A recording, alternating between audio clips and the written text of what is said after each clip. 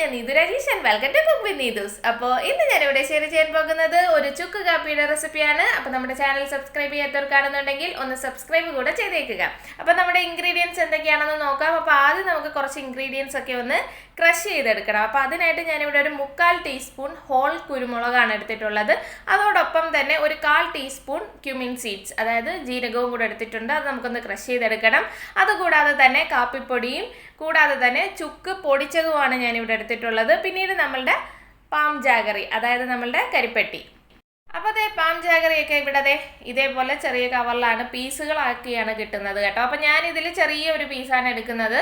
അപ്പം നിങ്ങളുടെ ഒരു ടേസ്റ്റിനനുസരിച്ച് നിങ്ങൾക്ക് മധുരവും എരിയും ഒക്കെ എത്രത്തോളം വേണോ അതിനനുസരിച്ചിട്ട് അളവ് കൂട്ടിയും കുറച്ചുമൊക്കെ കൊടുക്കുക. ഞാൻ ഈ ഒരു അളവിലുള്ളതാണ് ഇവിടെ ചേർത്ത് കൊടുക്കാൻ പോകുന്നത്.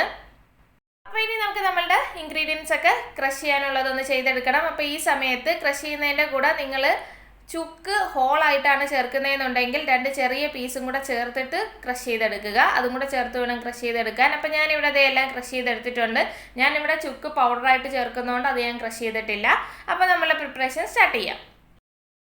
അപ്പോൾ ആദ്യം നമുക്ക് വെള്ളം തിളപ്പിച്ചെടുക്കണം. അപ്പോൾ 2 ഗ്ലാസ് ചുക്ക് കാപ്പിയാണ് ഞാനിവിടെ ഉണ്ടാക്കുന്നത്. അപ്പോൾ അതിന് വേണ്ടിയിട്ട് ഞാനിവിടെ 2.5 ഗ്ലാസ് വെള്ളമാണ് ചേർത്ത് കൊടുക്കുന്നത്. അപ്പോൾ ഹൈ ഫ്ലെയിമിലിട്ടിട്ട് വെള്ളമൊക്കെ ആദ്യം നന്നായിട്ടൊന്ന് തിളച്ച് വരട്ടെ.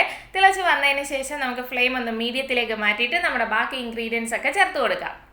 അപ്പോൾ ഞാൻ ആദ്യം കാണിച്ച ഇൻഗ്രീഡിയൻസ് മാത്രമല്ല, അത് കൂടാതെ 1-2 ഇൻഗ്രീഡിയൻസ് കൂടെ ചേർക്കാനുണ്ട്. അത് നമ്മൾ ചെയ്യുന്ന സമയത്ത് കാണിച്ചു തരാം. അപ്പോൾ ഇവിടുത്തെ വെള്ളമൊക്കെ ഒന്ന് തിളച്ച് വന്നിട്ടുണ്ട്. ഫ്ലെയിം ഒന്ന് മീഡിയത്തിലേക്ക് മാറ്റി കൊടുക്കുക. പിന്നീട് നമ്മൾ ക്രഷ് ചെയ്തെടുത്തിട്ടുള്ള ഇൻഗ്രീഡിയൻസ് ചേർത്ത് കൊടുക്കുക. അപ്പോൾ ഞാനിവിടെ കുരുമുളകും ജീരകവും മാത്രമാണ് ക്രഷ് ചെയ്തത്. നിങ്ങൾ ഇതിൻ്റെ കൂട്ടത്തിൽ ചുക്കും കൂടെ ക്രഷ് ചെയ്തെടുത്തിട്ടുണ്ടെങ്കിൽ അത് 3ഉം കൂടെ വേണം ചേർത്ത് കൊടുക്കാൻ. അപ്പോൾ ഞാൻ പൗഡറാക്കി നേരത്തെ തന്നെ നമ്മളുടെ ചുക്ക് വെച്ചിട്ടുള്ളത് കൊണ്ട് ആ പൗഡറാണ് ചേർത്ത് കൊടുക്കുന്നത്. 1.5 ടീസ്പൂണാണ് ചുക്കിൻ്റെ പൊടി ഞാനിവിടെ ചേർത്ത് കൊടുത്തിട്ടുള്ളത്. അപ്പം നിങ്ങൾക്ക് എരിവൊക്കെ കൂടുതൽ വേണമെന്നുണ്ടെങ്കിൽ അളവ് കൂട്ടി കൊടുക്കുക. അതേപോലെ ഹോളായിട്ടുള്ള നമ്മളുടെ ചുക്കാണ് ചേർക്കുന്നത്, പൊടിച്ച് ചേർക്കുന്നതെന്നുണ്ടെങ്കിൽ 2 ചെറിയ പീസ് ചേർത്താൽ മതി.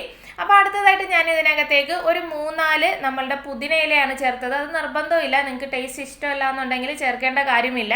പക്ഷേ നിങ്ങളുടെ കയ്യിൽ കൃഷ്ണ തുളസി ഉണ്ടെന്നുണ്ടെങ്കിൽ ഈ സമയത്ത് കൃഷ്ണ തുളസി ചേർത്ത് കൊടുക്കുക. ഒരു 2-3 ഇലകൾ ചേർത്ത് കൊടുക്കുക. അത് നല്ലൊരു ടേസ്റ്റുമാണ്. അതേപോലെ തന്നെ നല്ലൊരു എഫക്റ്റീവ് മെഡിസിൻ കൂടാണ് പനിക്കൊക്കെ എന്ന് പറയുമ്പോൾ. അതുണ്ടെന്നുണ്ടെങ്കിൽ ചേർത്ത് കൊടുക്കുക. എൻ്റെ കയ്യിൽ അതില്ലാത്തതുകൊണ്ടാണ് ഞാനത് ചേർക്കാത്തത്. അപ്പോൾ ഇനി അടുത്തതായിട്ട് നമുക്ക് ഇതിനകത്തേക്ക് നമ്മളുടെ പാം ജാഗറി, അതായത് നമ്മളുടെ കറിപ്പെട്ടി ചേർത്ത് കൊടുക്കുക. അപ്പോൾ ഞാൻ ആ നേരത്തെ കാണിച്ച ആ സൈസിലുള്ളത് മാത്രമേ എടുത്തിട്ടുള്ളൂ. ചെറുതായിട്ടൊന്ന് കൈകൊണ്ട് തന്നെ ഒന്ന് പൊടിച്ചിട്ടാണ് ചേർത്ത് കൊടുത്തിട്ടുള്ളത്. അപ്പോൾ ഇത് നമുക്ക് ഈ സമയത്തോ അതല്ലാന്നുണ്ടെങ്കിൽ ഏറ്റവും ലാസ്റ്റിലോ ചേർത്ത് കൊടുക്കാവുന്നതാണ്. അളവ് നിങ്ങളുടെ ടേസ്റ്റിനനുസരിച്ച് കൂട്ടിയും കുറച്ചും കൊടുക്കുക.